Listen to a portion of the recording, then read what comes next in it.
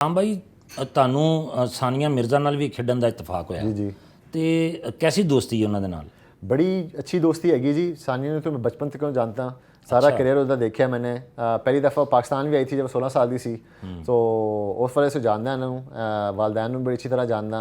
जिस तरह मैं तुहानूं पहले दस्सिया इंडिया में बड़े टूर्नामेंट खेलता सी मैं, तो इन्हें फैमिली नाल भी मिलना और 2-3 टूर भी लगाए हुए जहाँ पे हम इकट्ठे टूर्नामेंट खेलते सी। एंड अल्हम्दुलिल्लाह मेरे ख्याल से तो जी बड़ा नाम है माशाल्लाह से उदा।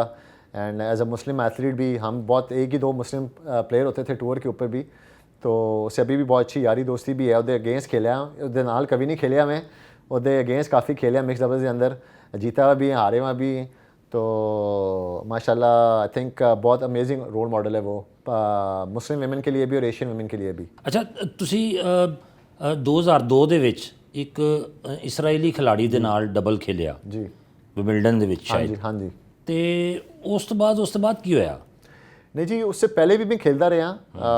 और वही बात बड़ी अजीब सी मुझे लगी थी क्योंकि विंबलडन था, बहुत बड़ा टूर्नामेंट था, तो शायद पाकिस्तानियों ने पता नहीं आ गया सी कि मैं पहले भी खेलता रहा इस तरह के कंट्रीज़ के साथ या प्लेयरां दे नाल। और हमेशा स्टांस हो ही रहा है मेरा कि जी पॉलिटिक्स नूं, रिलीजन नूं और स्पोर्ट्स नूं लैदा ही रखना चाहिए। और यही स्पोर्ट्स सानूं दसदी भी है, सिखांदी भी है। मैं स्टांस ले लेवां ईसाई के अगेंस्ट या यहूदी के अगेंस्ट या हिंदू को अगेंस्ट, उन्होंने अगर हमारे अगेंस्ट कभी स्टांस लिए तो मैं तो कुछ नहीं, लेकिन उस ਵੇਲੇ ਤੇ ਤੁਹਾਨੂੰ ਗਵਰਨमेंट ਵੱਲੋਂ भी बड़ा प्रेशर आया जी, बहुत ज़्यादा आया सी, बैन कर दिया गया सी मैनू। एंड उस वक्त पर यही चांस था, अल्लाह के फजल करम से अम्मी अबू ने साथ दिया, ऑब्वियसली सपोर्ट दी, मेरे दोस्तों ने भी, सब जानते सी गवर्नमेंट ने कभी मेरी सपोर्ट ही नहीं की।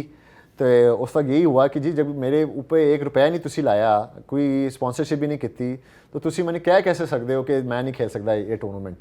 तो वो स्टांस हैगा सी। ITF ने, ATP ने फिर पाकिस्तान फेडरेशन ਨੂੰ ਲੈਟਰ ਲਿਖਿਆ। ਉਹਨਾਂ ਨੇ ਕਿਹਾ ਜੀ ਅਗਰ ਤੁਸੀਂ ਕੋਈ ਐਕਸ਼ਨ ਲੋਗੇ आसाम ਦੇ अगेंस्ट तो ਅਸੀਂ पाकिस्तान ਨੂੰ बैन कर देवांगे डेविस कपों और वर्ल्ड चैम्पियनशिप को और सारी चीज़ों से।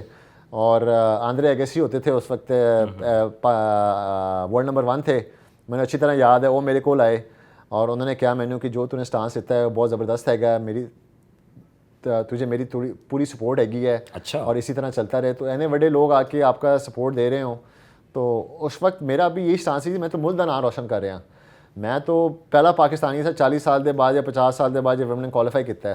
और उस इजराइली प्लेयर ने एक्चुअली मेरी हेल्प की थी वो क्वालीफाई करने में। तो यह कहना गवर्नमेंट का कि मैं अगला मैच ही ना खेला, तो वो मुझे बात सही नहीं लगी। लेकिन अल्लाह का करम है कि गवर्नमेंट को भी समझ आ गई, स्पोर्ट्स बोर्ड को भी समझ आ गई, फेडरेशन को भी समझ आ गई, पाकिस्तानी अवाम ने भी समझ आ गई कि गोल मेरा एक ही है जी, वो है कि मुल्क दा नाम रोशन हो। और उस वजह से फिर पाकिस्तान का जो झंडा है फिर एटलीस्ट 25 से 30 साल जो है विंबलडन के ग्राउंड्स में लहराया गया। बिल्कुल सही है। तो साम साहब रॉजर फेडरर नाल भी तो कोई मुकालमा होया सी जी जी, अगर आप पूछे मेरी ज़िंदगी का सबसे यादगार मैच, बेस्ट मैच मेरा जो है, जिसको मैं कहूँ अगर एक कहना हो तो प्रॉब्लम मुझे वही कहना होगा। जो लोग टेनिस से नहीं भी जानते रॉजर फेडरर के नाम को जानते हैं, बड़े कम लोग हैं जो कह सकते हैं अपनी लाइफ कि हाँ जी हम रॉजर फेडरर से खेले हुए भी हैं, असी रॉजर फेडरर ने हराया हुआ भी है। तो मैं उन खुशकिस्मत लोगों में हैगा। 2009 विच रॉजर फेडरर के अगेंस्ट खेला सी मैं बाज़ल विच, उसके होम टाउन के अंदर। एंड अल्लाह का बड़ा बड़ा करम है, उससे पहले भी उसके अगेंस्ट खेला हुआ, जूनियर विच भी प्रैक्टिस भी बहुत दफ़ा की हुई है। एंड जीतन बाद मैंने उन्होंने कहा भी कि मेरे लिए एक बहुत बड़ा honour see to be on the same court as you. तो वो अगों कहना मैनू कि भाई हम तो 10 साल पहले भी खेले थे एक दूसरे के जूनियर विच। तो मैंने उन्होंने कहा कि भाई मैं जानता सी और मुझे याद सी, आई डेंट एक्सपेक्ट यू कि तुझे याद रहेगा कि तू किसी पाकिस्तानी से खेला हुआ है। कहता नहीं बड़ा ईजी है याद रहना, मैं कभी किसी पाकिस्तानी तरह खेला ही नहीं, ना उस वक्त खेला से उससे पहले ना उसके बाद, तू ही है। तो and wish me all the best. और बड़ा यादगार मौका था वो मेरे लिए। And amazing human being, amazing human being. Good. तो आसाम साहब तुसी माशाल्लाह खूबसूरत भी हो, शोहरत इन्नी दुनिया ते आलमी लैवल ते तुहानूं इन्नी शोहरत भी मिली। तो जिस वेले बंदा सैलीब्रिटी हो जाता है तो फिर उस वेले कुछ थोड़ा जिन्ना स्कैंडल स्कूंडल भी बनने शुरू हो जाते हैं। तो कोई बने स्कैंडल जनाब? नहीं, अल्लाह करम है जी, नहीं ताड़ी उस इल्म में कोई है नहीं तो मैंने दसो। नहीं कोई शो बिज़ दे हवाले नाल कोई बन बुन गया हो? नहीं जी, अल्लाह का बड़ा करम है, मेरे ख्याल से बड़ा इंपॉर्टेंट होती है, एजुकेशन बड़ी इंपॉर्टेंट होती है इस मामले में। पेरेंट्स की अपब्रिंगिंग बड़ी इंपॉर्टेंट होती है। मेरे लिए लोग पूछते हैं मैनू कि सबसे ज़्यादा किस चीज़ का तुहानू डर हैगा, और मेरे नज़दीक और मेरे अंदर डर सबसे ज़्यादा मेरा है कि मेरी ऐसा कोई काम ना करूँ मैं जिसकी वजह से मेरी फैमिली का नाम जो है ना बदनाम होए या मेरे पेरेंट्स का नाम बदनाम होए। तो और या मेरे मुल्क का भी, तो वो सारी चीज़ें जो हैं बड़ी सोच समझ के बंदा इंसान करता है। और मैंने हमेशा अपने आप में यही समझा कि जी मैं एम्बेसडर हैगा अपने मुल्क का और मेरी फैमिली का एक नाम हैगा, मेरे नाना का नाम हैगा, कोई ऐसी हरकत ना करूँ, कोई ऐसी चीज़ ना करूँ जिसकी वजह से उनके नाम पे बदनामी आए। ਖੇਲਣ ਦੇ ਦੌਰਾਨ ਪੂਰੀ ਆਪਣੇ ਕੈਰੀਅਰ ਦੇ ਦੌਰਾਨ ਕੋਈ ਐਸਾ ਮੈਚ ਜਿਹੜਾ ਤੁਹਾਨੂੰ ਬਹੁਤ ਮੁਸ਼ਕਲ ਲੱਗਿਆ ਹੋਵੇ ਜਾਂ ਕੋਈ ਐਸਾ ਪਲੇਅਰ ਜਿਹਦੇ ਨਾਲ ਖੇਲਦੇ ਹੋਏ ਤੁਹਾਨੂੰ ਬੜੀ ਮੁਸ਼ਕਲ ਪੇਸ਼ ਆਈ ਹੋਵੇ? मैं कहना जी जो भी मैच में हारे हैं वो मेरे लिए सबसे मुश्किल रहा है क्योंकि मैं सोल्यूशन नहीं कट सकिया जीतन का। सबसे ज़्यादा जोड़ी जिन्हें मैंने बहुत तंग किया है वो ब्रायन ब्रदर्स हैगे सी। अच्छा। वो टेनिस की हिस्ट्री के ग्रेटेस्ट टीम रहे ने। हाँ जी, मैं 2 ग्रैंड स्लैम फाइनल खेला हुआ हूँ, अल्लाह दे फजल करम में 6 सेमीफाइनल खेला हुआ।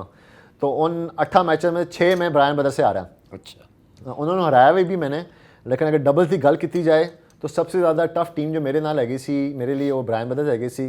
सिंगल्स में काफ़ी मेरे ख्याल से वो रहे हैं प्लेयर्स वगैरह। ਜਿਸਲੇ ਹਾਰ ਜਾਂਦੇ ਹੋ ਉਸ ਤੋਂ ਬਾਅਦ ਕੀ ਫੀਲਿੰਗਸ ਹੁੰਦੀਆਂ ਨੇ, ਕੀ एहसासात ਹੁੰਦੇ ਨੇ? ऑब्वियसली डाउन होते हैं जी। सबसे पहले तो मैंने हमेशा वही होता है कि प्रॉब्ली अपने पेरेंट्स नू लेट डाउन किया है, मैंने अपने मुल्क नू लेट डाउन किया है। उसके बाद मेरी हमेशा से एक तरह से हैबिट बन गई है कि मैं हारने के बाद हमेशा जिम जाता हूँ स्ट्रेट अवे, घंटा डेढ़ फिर मैं जिम करना। वो आप कह दो तुसी मैंने अपना गुस्सा उतारिया जिम के उत्ते, या मैंने अपनी उस हद तक चला जाता हूँ कि मैं बिल्कुल ही जना ख़त्म हो जाऊँ। और एक ये वो मैंटेलिटी मेरी हमेशा रही है कि इंग्लिश का है कि to finish the day on a good note, positive note के होते जो है ना दिन को ख़त्म करना है कि कुछ मैंने गेन किया इस दिन में से। तो और हार को ओवरकम भी इसी तरह करना चाहिए। फिर हार के बाद 1-2 दिन लगते हैं मैनू, उसके बाद फिर अगले मैच का सोचना शुरू कर देना होता है।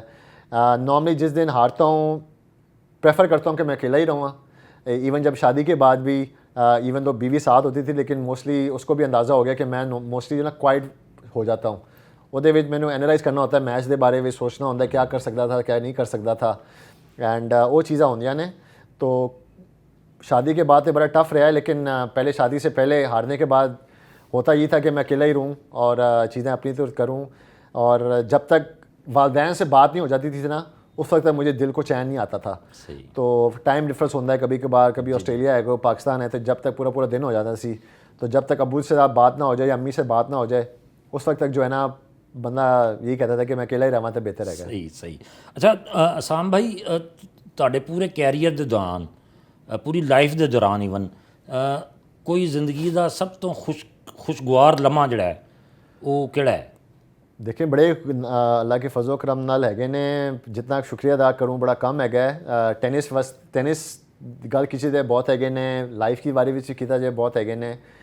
शादी ऑब्वियसली बड़ा एक दिन होता है। उसके बाद जब बेटा हुआ पता लगा कि बेटा है खैर से, वो उस पर माशाल्लाह मैं कि वो कैफियत जो हैगी सी वॉज अमेजिंग, जो मैंने कभी ज़िंदगी में फील नहीं की थी। फिर दूसरी दफ़ा बेटी हुई माशाल्लाह से। वो चीज़ें जो ना बंदा जब तक औलाद होती नहीं है ना उस वक्त तक वो एक्सपीरियंस नहीं कर पाता। अगर खुशी कहें सबसे बड़ा लम्हा मेरे लिए वो तो मेरे ख्याल से औलाद ही है जी। सुनते थे हम कि औलाद जैसी कोई चीज़ नहीं है और नेमत और फीलिंग जो आप खुद माशाल्लाह से हो गई है।